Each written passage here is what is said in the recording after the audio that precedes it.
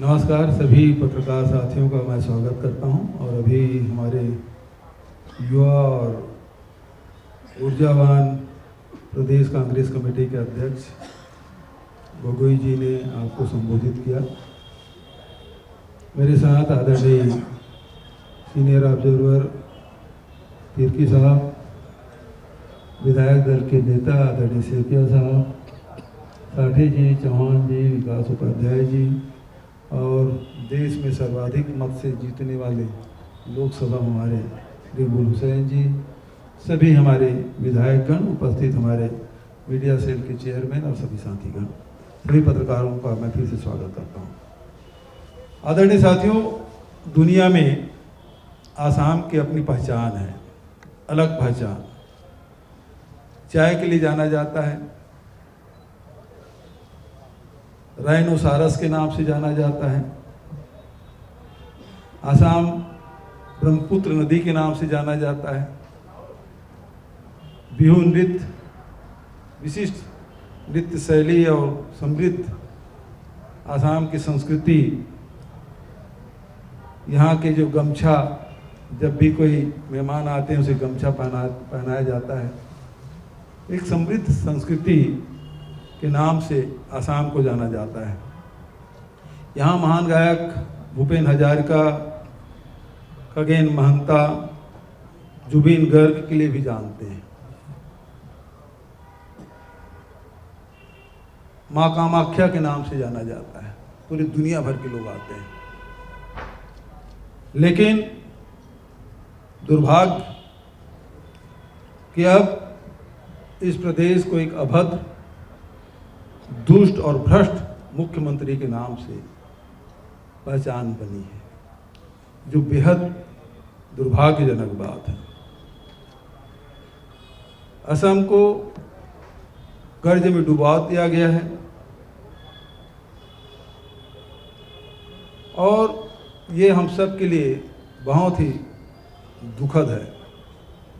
आदरणीय साथियों, 2021 में भी मैं आया था चुनाव में, ऑब्जर्वर बनाया गया था एआईसीसी की तरफ से, मुकुल वासनिक जी और मैं यहाँ आए।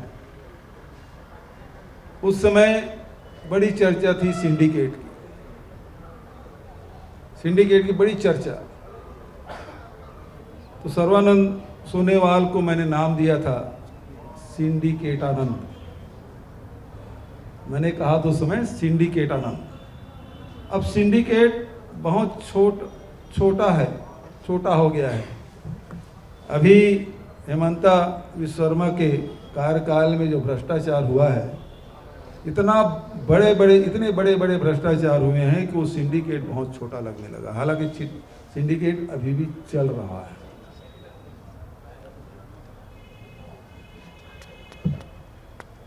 हेमंत इतने दुष्ट और अभद्र कि असम के जो भद्र और सीधे साधे लोग हैं उसकी छवि खराब करने लगा हुआ है।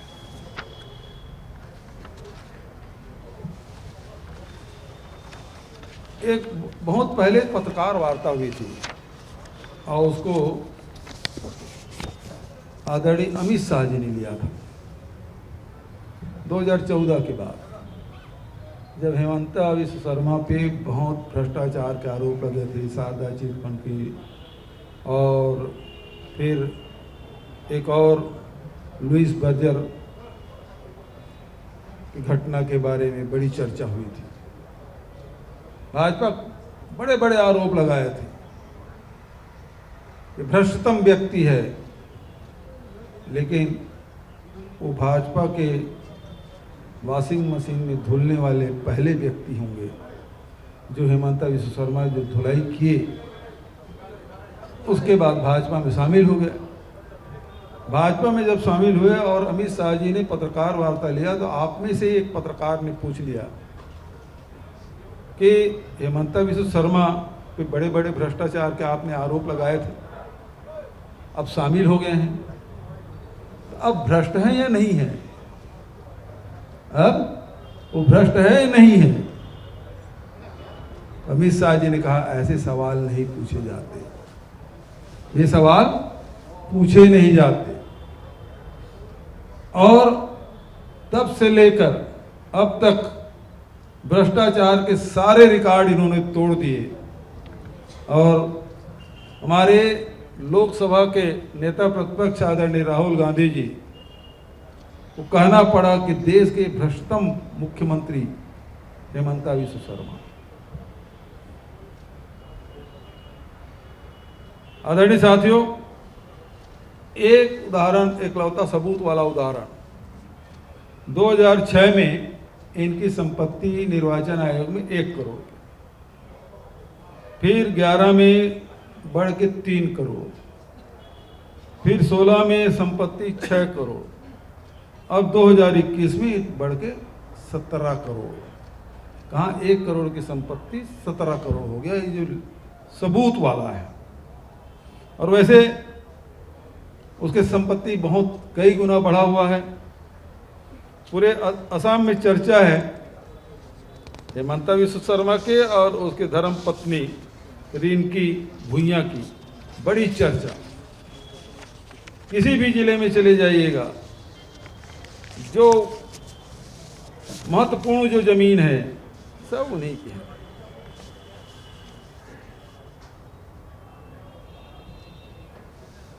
और कितने सब्सिडी लेने का काम मुख्यमंत्री की पत्नी ने, मंत्रियों की पत्नियों ने,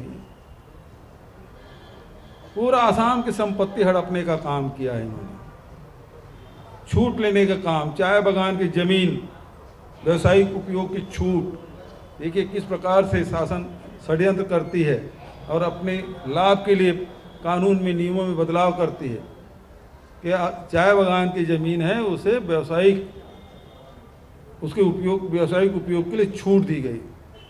लोगों को तब समझ नहीं आया, लेकिन जब चाय बागान की जमीन में मुख्यमंत्री की पत्नी ने आलीशान रिसॉर्ट बना लिया और एलिफेंट कॉरिडोर के भी नियमों में बदलाव किया गया, तब लोगों को समझ आया कि ये किसके लिए बदलाव किया गया था।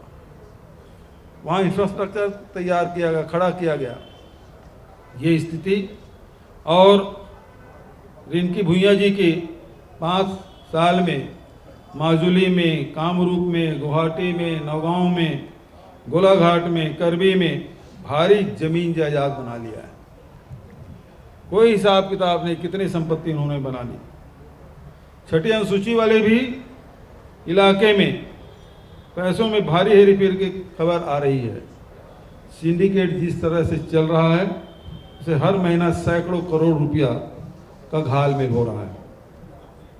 और अंत में मैं कहना चाहूँगा, ये डबल इंजन की सरकार, केंद्र में भाजपा की सरकार, राज्य में भाजपा की सरकार, और ये जो भाजपा की सरकार का जो अंत है वो हेमंत ही करेगा।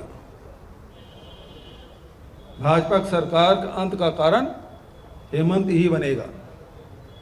इतने भ्रष्टाचार किए, इतने गुंडागर्दी और कानून व्यवस्था की स्थिति बेहद लाचार,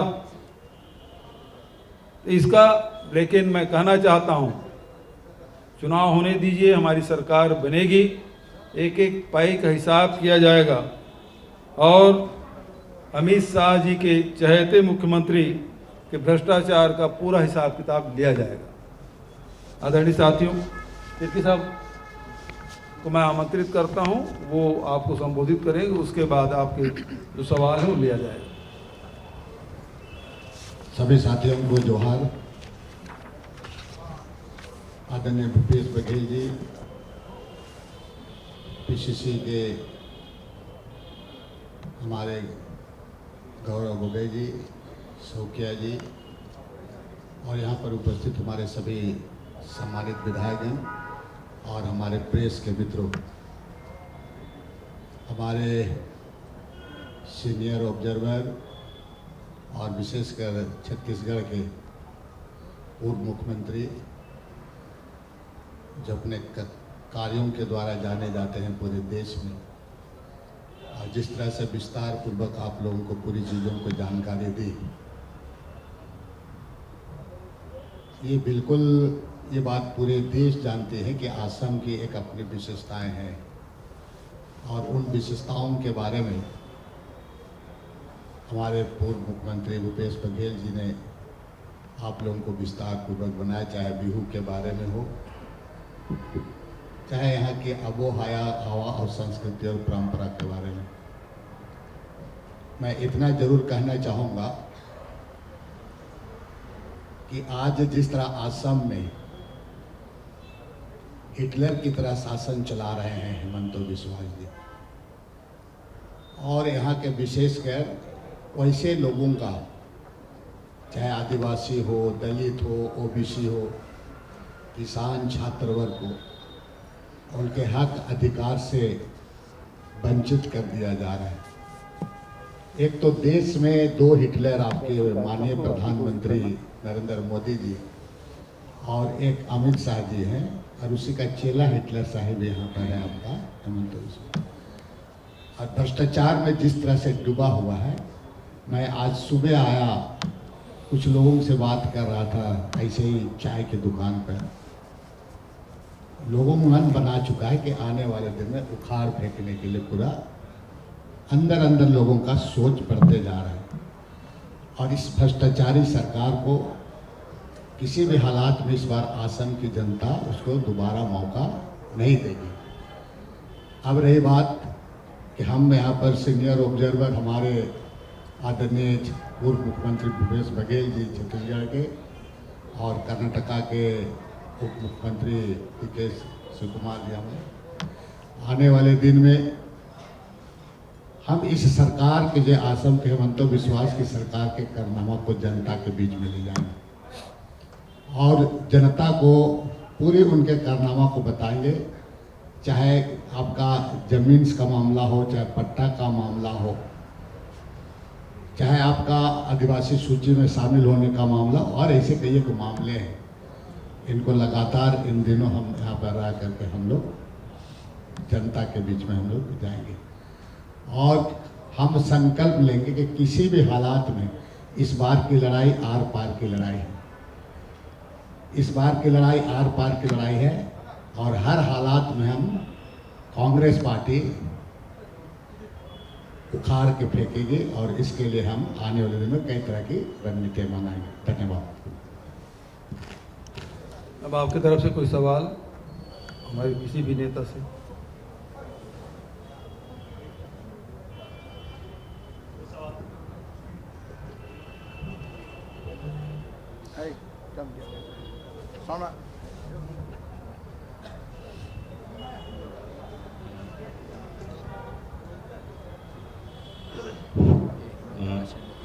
भूपेश जी, सबसे पहले आपको कॉन्ग्रेचुलेशन और बेस्ट विशेष आसाम के जॉब के लिए। जी धन्यवाद।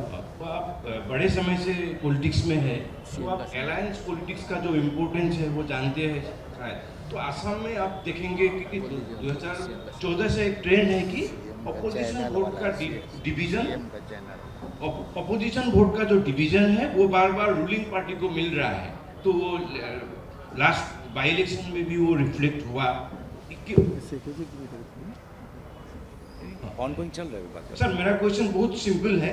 तो इस बार अपोजिशन वोट डिवीजन ना हो, यूनाइटेड होके रहे, इसके लिए कांग्रेस का स्ट्रेटेजी क्या है? प्लस मैं जोड़ना चाहता हूँ कि गौरव गोगोई ऑलरेडी डिक्लेयर कर चुके हैं कि 100 सीट पे कांग्रेस कंटेस्ट करेगा और कांग्रेस का main would be partner Akhil Gogoi जी पूरा कैंपेन कर रहा है और कांग्रेस को ही बीजेपी के जैसे अटैक कर रहा है। तो इस माहौल में अलायंस हो इंडिजिनियस सारे पार्टियों को लेकर अखिल गोगोई, लुलिन गोगोई, कांग्रेस का क्या स्ट्रेटेजी है? देखिए, समान विचारधारा वाले जितने भी जो क्षेत्रीय दल है उनके साथ बातचीत ऑलरेडी चल रही है और मैं समझता हूँ कि बहुत जल्दी वो जो स्वरूप है गठबंधन का वो सामने आएगा। इसमें मैं थोड़ा ऐड कर आमार मीडिया बंधुসকলে বা বেলেগ आमार राजनैतिक বিৰোধীসকলে যিমানে आमार মাজত এনে ধৰণৰ কিছুমান প্ৰশ্নৰ যোগেদি যিমানে চেষ্টা কিয় নকৰক आमार বিৰোধী দলৰ একতাৰ মাজত কিবা এটা প্ৰশ্ন উত্থাপন কৰিবলৈ মই বিনম্ৰভাৱে কৈছোঁ, মিত্ৰতা হ'ব হ'ব হ'ব। এতিয়া মই যিকোনো খবৰৰ বাবে যোগাযোগ কৰক আমাৰ এই নম্বৰত 9181 307 221